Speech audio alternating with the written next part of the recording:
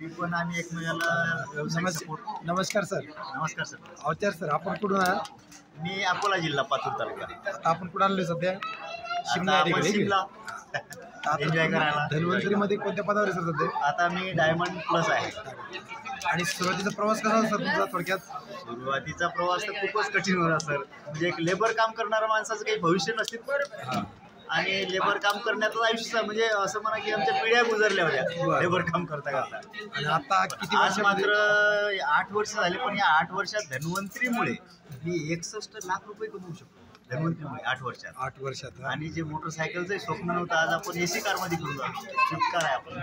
म्हणजे असे काही जे लोक आहेत आपण सांगू ना, अशा गरजू लोकांसाठी तर हे धन्वंतरी म्हणजे चालून आलेली संधी म्हणता येईल की ज्याला समजा काही 25-30 हजारावर जॉब करून आला असेल समोरचा व्यक्ती, किंवा काही व्यवसाय असेल छोटा मोठा की 25-30 हजारावर तो अडकलेला आहे, त्या व्यक्तीसाठी तर धन्वंतरी मोठी संधी आहे, करायला पाहिजे. मॅडम नमस्कार.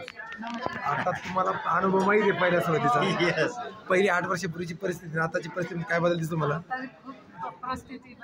हो का? पहिली म्हणजे खूपच अडचणीची. आता मजूर म्हटल्यावर मग काय आम्हाला कसं तुमच्यापासून प्रेरणा भेटते सर.